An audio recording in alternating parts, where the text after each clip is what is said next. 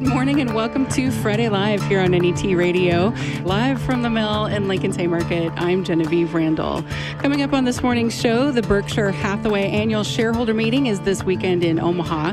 And I bet you didn't know about the popular children's book that's been a bestseller there for 3 years running.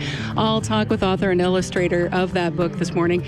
There are also many book I didn't know existed until recently, and I bet you didn't know that the man referred to as the Oracle of Omaha is at the center of a children's book. Although, to be honest, it's enjoyed by adults as well.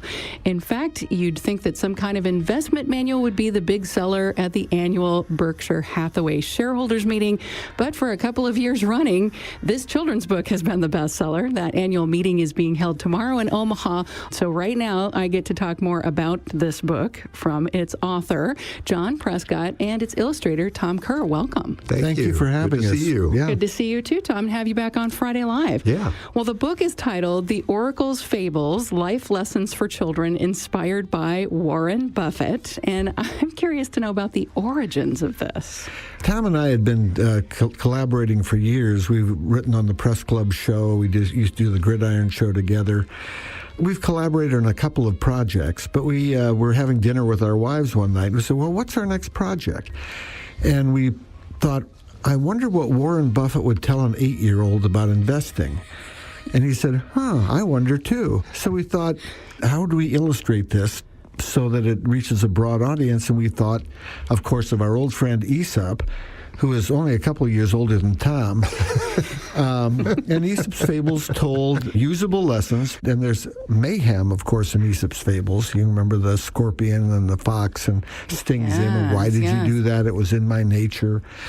We came up with a set of 14 new fables, and it started when Tom, who was familiar with Buffett, he'd done some work with him, and said, we've got this idea for fables. And he said, well, show me what they'll look like. So we did 4 fables. And he looked at him and said, well, this looks pretty good. Go ahead and do the fables, and you can sell them at the Berkshire Hathaway meeting. John is hiding his light under a bushel.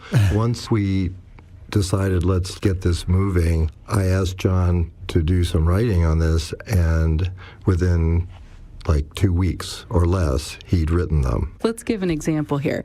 Here's a set of 2 pages in front of me, and on the right is your colorful work, Tom. We've got a picture of 2 raccoons. They're kind of at a fork in a path, and there's a sign behind them, one pointing to the city, the other pointing to the forest. And on the left-hand page is, John, your work, and it says the 2 raccoons. And down at the bottom, then, we have a quote, and I'm assuming the quote is where this all begins, though, right? So that's the Warren Buffett quote. The best thing is to learn from the other guy's mistakes. We looked at the list of Warren's quotes. There were 14 of them that really stood out for us. And when we decided to look at the other guy's mistakes, this is an old raccoon and a young raccoon, and the young raccoon is trying to decide where to make his fortune. In the sewers of the city, as we all know, many raccoons live there, or out in the country. So based on the old raccoon, lost an eye, was just I see horrible. His little eye patch He's there. beat up. The young raccoon said, I'm not sure if I want to go that way, and decides to go the other way. That's one of the most popular of the fables because for kids, it's not about teaching them how to invest in money. Mm-hmm. It may be investing their time. Who do they invest their time with? Who are their friends? Are they friends that are going to lead you to do good things, or are they going to lead you astray? It's amazing the number of kids that grow up thinking, I can be in a gang for the first 12 or 14 years of my life, but when I'm 16, there's a magic thing that happens, and all of a sudden I can be a lawyer. Well, you got to kind of think about the path you're on a lot earlier than that. And one of the reasons this book does well is because it carries that message. It's important where you invest time, effort, all those things. One of the things that, again, I'm really proud of with this book is that kids of all ages can read this with a parent, a grandparent, or by themselves. And they are stories that children can really understand very easily. And they can talk about them, and they can talk about their choices, or they can relate it to their own lives or whatever. So there's a lot of value in this. It's really understated. Teachers are among our most often repeat customers. This is the fifth year we've been doing this, and we've been the best seller for the past 3 at the bookstore.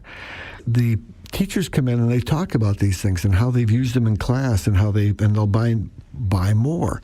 And some people buy them for their kids who are graduating from college or high school. And they say, I kept trying to hammer this stuff in, and they just wouldn't listen. But this may sell with them. This did and it. We've right? actually had university professors who have used this book in their class. You're at the Bookworm, right, in Omaha? No, actually, we'll be at the shareholders meeting. The Bookworm runs the bookstore at the Berkshire Hathaway shareholders meeting. Warren Buffett picks out every title himself, usually around 40 titles, and he has picked our book over the last 5 years to be included. It must be interesting to be there each It year. is a zoo. It is a magnificent zoo, and you will meet people from all over the world. And we meet amazing people, and that's half the fun. Any comments from Warren Buffett himself about the book? He's keeps very much to himself. He does not endorse anything, but I will say that he chose our book, which is an endorsement in itself. There's no book that's on the floor that he has not gone through and said, yes, you may sell this book at Berkshire. There's one quick interesting story. As I mentioned, Tom and I got together when we were doing the press club shows. And Warren Buffett was always generous with his time to raise money for journalism scholarships.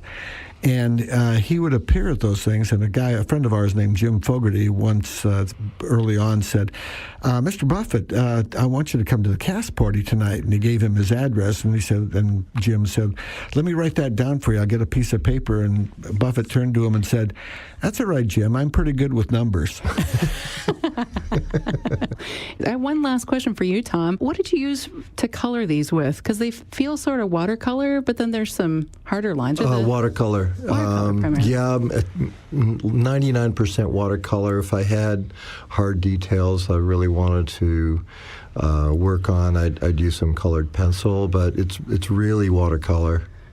It's really pretty. This little sea turtle is one of my favorites, too. Look at his little face. I bought the original of the sea turtle. I agree. Did you? I think Tom is my favorite artist. Well, I've been talking here with illustrator Tom Kerr and with author John Prescott about the book, The Oracle's Fables, Life Lessons for Children, inspired by Warren Buffett. A very popular book at the annual Berkshire Hathaway shareholder meeting. They will be selling those books this afternoon, and that official meeting happens tomorrow in Omaha. Tom and John, thanks. Thank you, and stop very by much. if you're going to be there. We'd love to talk to you. And we'd love to sell you a book. Challenging, informing, and inspiring. This is NET Radio and